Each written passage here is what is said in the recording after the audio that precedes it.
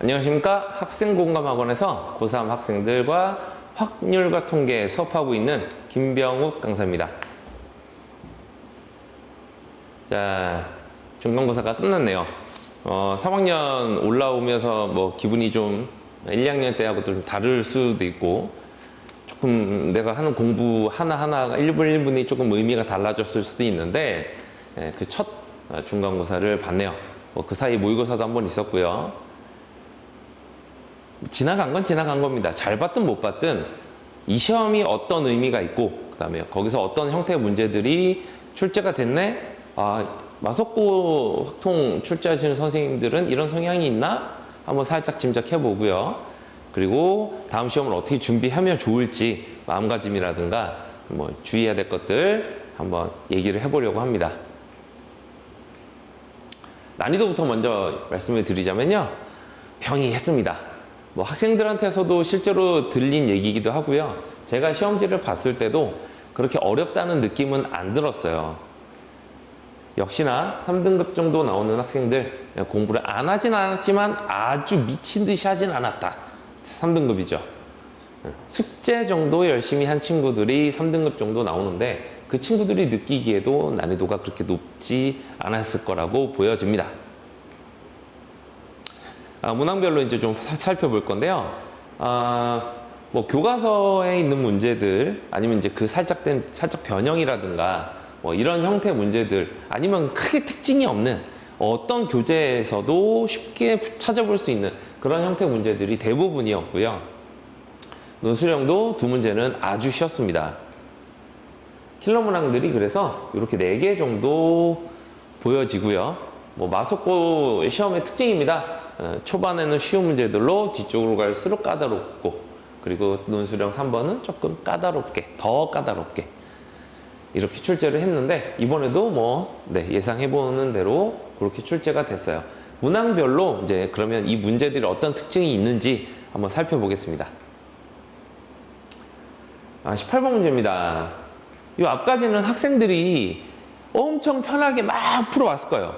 3등급 이상 나오는 학생들이라면 이거 너무 쉬운데, 이거 실수하지 않기가 어렵다. 왜냐면 쉬운 시험에서 실수가 되게 많이 나오거든요. 긴장을 안 하거든. 집중력이 살짝 흐트러지는 시험이 쉬운 시험입니다. 그럴 때 조심하셔야 되는데, 18번부터 이제 난이도가 살짝 올라가요. 한 개 주사를 4번 던져 그랬어요. 독립시행의 확률인데 시험 범위 아닌데 뭐지? 그러고 읽어봤더니 4자릿수를 만드는데 각 자릿수에 3이 2번 나왔으면 좋겠다. 그리고 내가 만든 4자릿수는 홀수해야 된다. 옵션이 여러 개가 추가된 독립시행의 확률은, 선행했던 친구들은 독립시행의 확률이 뭔지 알잖아요. 독립시행의 확률 문제에서 옵션이 추가되면 어디로 가냐면 같은 것을 포함한 순열로 빠집니다. 그럼 이번 시험 범위 안으로 들어와요. 그리고 난이도는 올라갑니다. 같은 것을 포함한 순열에서 난이도가 올라갈 때는 어떤 식으로 올라가더라? 같은 게 그래서 몇 개가 나한테 주어져 있어. 내가 나열을 하려면 같은 걸 정해줘. 이렇게 봐야 된다고 수업 시간에 얘기했었습니다. 이 문제가 딱 지금 그런 형태로 나왔고요. 상대적으로 여러 가지 순열에 있는 개념들 중에 가포순이 지금까지 기출을 다 통틀어 보면 빈도상 적은 편에 속합니다. 다른 파트에서 되게 문제들이 많이 나왔는데, 최근 들어서 모의고사나 뭐 학교 시험도 마찬가지고요. 영향을 받겠죠. 같은 것을 포함한 순열 요 개념을 사용하는 문항들이 점점 더 많아지는 것을 확인할 수가 있습니다. 학원 친구들도 이제 수능 특강을 학교에서 풀듯이 학원에서도 이제 다시 한번 제대로 문제풀이를 하고 틀린 것들이라든가 설명이 필요한 것들을 우리가 다루는데요. 수능 특강에서 1강 여러 가지 순열 파트에 유제 3번에 있는 문항이 보니까 아주 유사한 형태의 문제였습니다. 오히려 이게 더 까다로웠어요. 그래서 수능 특강 가지고 우리가 학원에서 수업을 했을 때 제 수업을 잘 소화하고 복습을 열심히 했다면 무난하게 풀 수 있지 않았을까 싶은 생각이 드는 문항이었습니다. 두 번째 문제인데요. 이것 때문에 분석이 좀 오래 걸렸어요. 원순열 문제입니다. 사탕이 올려져 있는 접시들이 쭉 있어요. 올려져 있는 사탕 개수가 모두 다르기 때문에 접시들은 마치 사람처럼 모두 다른 개체다라고 주고 원순열로 문제를 냈는데 거기에 이제 옵션이 이웃한 접시에 놓여있는 사탕 개수의 곱이 18이 되지 않도록 배열하는 경우의 수는 이라고 했어요. 그러면 이게 단순히 그냥 막 배열하면 되는 게 아니거든. 여사건의 내용도 써야 되고 합 또는 곱이 주어지는 문제, 주사위를 던졌을 때라든가 카드를 뽑는 문제에서 저런 옵션이 추가되면 나열하고 직접 일일이 예시를 들어가면서 경우의 수를 세야 되는 굉장히 학생들이 싫어하는 형태의 문제인데 그게 역시나 출제가 됐어요. 학원 교재에서도 비슷한 것들을 찾아볼 수 있었는데 너무 비슷한 문제를 본 기억이 있는 느낌이 들어서 일단 학원 교재들 다 찾고요. 다 해봤는데 딱 마음에 드는 저거래 어디서 애들이 공부를 했으면 좋았을까 하고 열심히 찾다 보니까 21학년도 조금 연식이 있는데 그렇다고 아주 오래된 문제라고는 볼 수 없어요. 6월 평가원 문항의 29번 문제였습니다. 나름 난이도가 좀 있는 준킬러급의 문제였는데 거의 똑같은 문제가 있었어요. 뭐 여기서 영감을 얻으셨는지는 잘 모르겠지만 아주 유사한 문제가 평가원 문제에 있었다는 거. 그러면 우리가 어떻게 다음 시험을 준비해야 될지가 대략 방향이 좀 잡히죠. 기출문제도 준비를 하셔야 되는데 학교에서 이건 어떻게 보면 좀 잘 출제하신 것 같다는 느낌도 들어요. 왜요? 수능까지 보고도 공부를 할 필요가 있다. 수능 준비하는 친구들한테 가장 좋은 문제들은 어디 있냐면 평가원, 수능, 기출문제. 가장 문제 질이 좋고요. 가장 생각을 많이 하고 학생들이 풀었을 때 도움을 많이 받을 수 있는 문제들이 수능, 평가원, 기출문제들이거든요.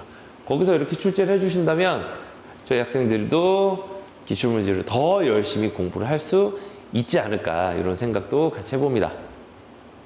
문제가 많네요. 자, 조건방률 문제였는데 주사위를 던져서 나온 눈을 가지고 역시나 이번에도 나온 눈의 곱이 어떻게 되고 그 중에 특정한 어떤 수의 상태에 대해서 확률을 물어본 문제였습니다.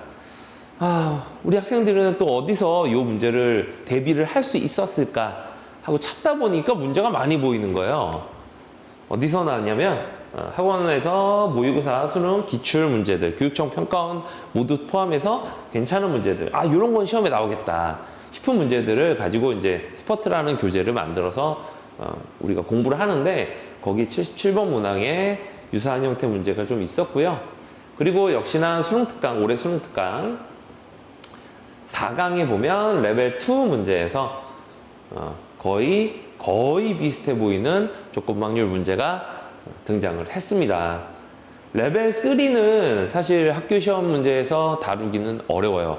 한 문제 한 문제가 덩치가 너무 커서 시간이 너무 오래 걸려요. 50분 안에 서술형까지, 특히나 마석고는 서술형 문항 하나가 굉장히 까다로운 학교인데 거기다가 수능특강 레벨 3를 낸다? 레벨 3 1번 문제 정도는 낼 수도 있는데요. 현실적으로 많이 어려운 부분이 있습니다. 선생님들 입장에서는.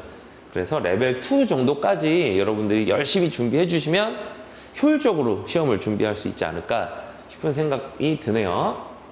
자, 마지막 논술형 3번인데 같은 것을 포함한 순열. 아까 우리 앞에서 첫 번째 봤던 이 문제요. 이 18번 문제도 같은 것을 포함한 순열 문제였잖아요. 근데 시작은 독립시행의 확률 문제처럼 출제를 했단 말이에요. 이번에도 실제로 따져보면, 안으로 들어가 보면 같은 것을 포함한 순열 문제인데 마치 중복조합 문제인 것처럼 그렇게 보이게끔 위장을 한 문제를 출제를 했어요. 이게 아까도 얘기했지만 최근 들어 많이 등장을 하는데 여기서 난이도를 높일 때 꼭 저렇게 다른 개념을 쓰면 답이 나오는 것처럼 그렇게 위장된 문제들이 요즘 많이 보입니다. 저희 학원 아이들은 거기서 이제 어떤 문제로 연습을 했었냐, 역시나 모의고사 기출문제를 다룬 스퍼트라는 교재에서 13번 문제에서 이미 다룬 적이 있는 문제들을 당연히 맞췄겠죠? 믿습니다. 그래야 제가 이렇게 웃으면서 얘기할 수 있어요. 네. 자, 그러면 여기 없는 문제들도 있는데, 제가 찾아본 바로는 21학년도 기출. 학원에서 시험 직전에 가장 마지막에 아이들한테 추가로 챙겨주는 게 최근 3년 플러스 알파인데, 최근 3년 거 다 풀고 시간이 남고 혹시나 하는 마음에 21학년도 시험 문제도 뽑아서 주거든요. 거기에서도 문제가 출제된 게 하나 있었고요. 그러니까 4년 정도의 텀을 두고, 고등학교가 3년제니까 그 정도 문제들을 출제를 할 수도 있겠다라는 생각과, 그 다음에 21년도 역시나 6월 기출문제에서도 제가 19번 문제에서 한 문제를 확인을 했었습니다. 21년도 네, 기출문제. 그러면 이번 기말도 그쯤 아니면 20년도 것까지도 학생들은 미리 좀 봐야 될 필요가 있지 않나, 이런 생각도 좀 해보고요. 네, 그래도 교과서의 비중은 높았습니다. 교과서가 가장 중요한 거예요. 예상해 볼 수 있는 등급 컷은 1등급 컷은 87점 정도로 예상을 해봅니다. 좀 더 높아질 수도 있을 것 같아요. 전반적으로는 난이도가 좀 쉬웠기 때문에, 낮았기 때문에. 자, 그렇다면 기말은 어떻게 준비해야 될까? 뭐 중간중간에도 제가 얘기를 했지만 오래된 기출문제들 모두 풀어볼 필요가 있고요. 이 오래된 기출문제, 학교 문제들 외에도 기말고사 시험 범위가 다소 쉬운 개념들입니다. 학생들은 아니라고 하겠지만 확통 공부를 제대로 하는 친구들은 나 통계는 쉽던데, 할만하던데 라고 얘기하는 게 암기해야 되는 파트가 많아요. 그런데 이런 데가 난이도 높이기가 어려워요. 그러면 어디서 선생님들은 문제의 소스를 갖고 올 수 있냐면 수능평가원. 거기에서 준킬러 킬러급의 문제들은 다른 교재에서는 생각하기 어려운 그런 아이디어들을 요구하는 문제들이 많이 있거든요. 그런데 거를 좀 이렇게 소스로 갖다가 쓰시지 않을까, 문제 출제할 때. 그런 생각이 좀 들어서요. 조금 기출문제를 다루는 범위를 좀 더 넓게, 물론 학원 다니는 친구들은, 제 수업 듣는 친구들은 제가 다 챙겨줄 겁니다, 학원에서. 그런데 이제 이 영상을 보고 있는 다른 친구들은 기출문제를 뭐 최근 것만 보지 말고 다양하게 좀 보고 할 필요가 좀 있어 보인다 라는 얘기입니다. 그러니까 겨우겨우 시험 준비를 아이고 한 번 봤다 이 정도로 만족하지 말고요. 충분히 2번, 3번, 필요하면 4번씩도 반복하면서, 수학이잖아요. 수학은 시간 투자가 어느 정도 다른 과목에 비해서 많이 필요한 과목입니다. 기본기도 다져야 되고 거기에 계속 새로 추가되는 개념들을 내가 소화를 해야 돼요. 과거의 것도 가지고 가면서 새로운 것들을 계속 받아들여야 되는데, 그래서 수학이 좀 어렵죠, 공부하기가. 네. 그래서 기말은 이렇게 좀 준비를 했으면 좋겠다는 바람이고요. 밖에 날씨가 너무 좋습니다. 네, 꽃들이 화사하게 피고요. 날씨가 너무 좋아요. 놀러 가고 싶어서 미치겠죠. 참으세요. 그걸 못 견디는 친구들이 주변에 많아지는 걸 즐기세요. 그리고 여러분은 지금 조금 힘들더라도 공부해 주시고 기말까지 잘 보고 나면 이후에 수능에 집중하거나 뭐 다른 수시 전략을 세울 때 내가 그때 조금 포기하고, 그러니까 놓을 걸, 편하고 재밌을 걸 포기한 만큼 이렇게 돌아오는구나 라는 거를 느낄 수 있었으면 좋겠다는 얘기입니다. 네, 그러실 거라고 믿고요. 네, 그때 도움이 필요한 것들은 제가 수업 시간과 질의응답으로 같이 할 테니까 열심히 또 기말을 준비해 봤으면 좋겠습니다. 감사합니다.